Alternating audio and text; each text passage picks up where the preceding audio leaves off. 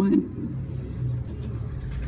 I chose abortion because well-meaning loved ones encouraged it or offered no alternatives.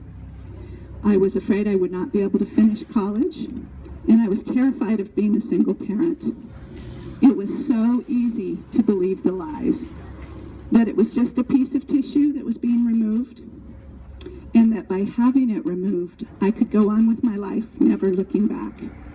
Everything and nearly everyone was pointing to abortion. This was not just my choice. This was the choice of a society. I recall a 9-hour bus trip going into the clinic on a Thursday evening in October.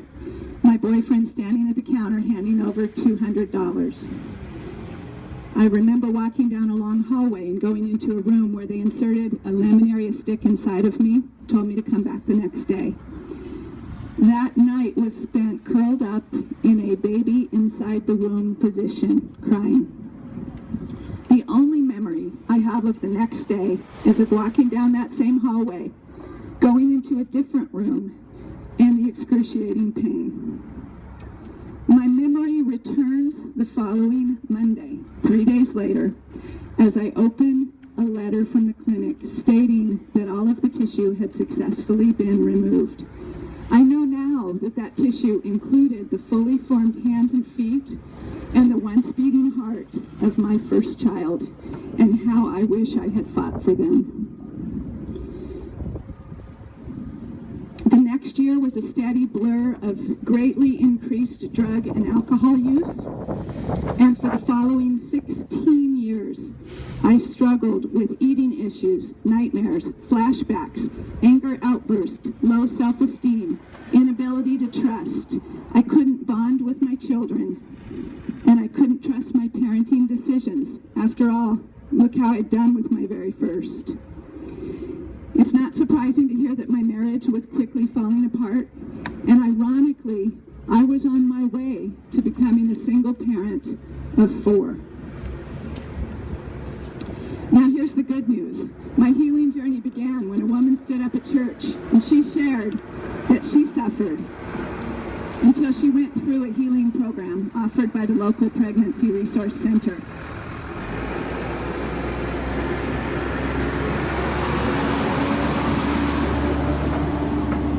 HEART stands for Healing Encouragement for Abortion-Related Trauma, and it's offered right here in Portland, 503-22-HEART. Now, the challenge we all face is, how do we convey that abortion is wrong without condemning those who've already chosen it? I believe that the more the pro-life message transitions from condemnation and judgment towards compassion, that the more successful we will be.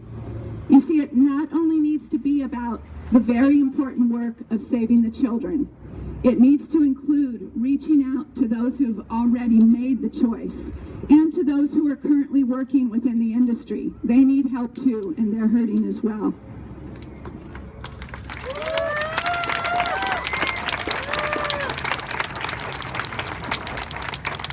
Galatians 6:2 states that we are to carry each other's burdens and in this way fulfill the law of Christ. But in order for that to happen, those who are carrying the burden first need to feel safe enough to share it. So I encourage you to please consider how you talk about the issue. I can assure you that if your message is condemning or judgmental, that it's much more likely to send someone deeper into denial than towards a healing program. I'm here today representing Silent No More. And Silent No More addresses abortion through personal testimonies that touch hearts, evidence of the damage that abortion does to women, men, and families will help persuade society that when someone is facing an unexpected pregnancy, that they deserve better than abortion. I'm also here, thank you.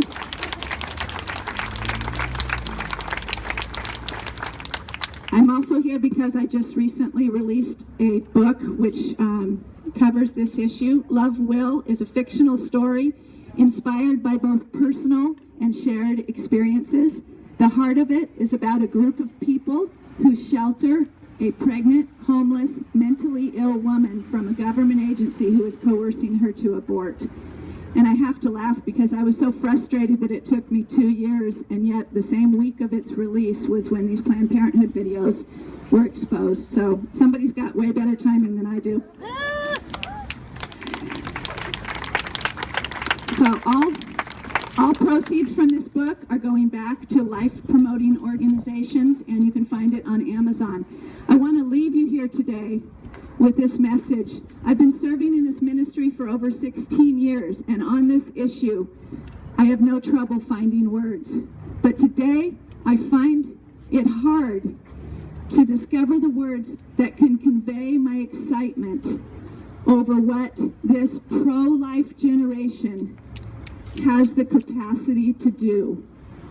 I want to encourage you to go for the finish. God bless and thank you.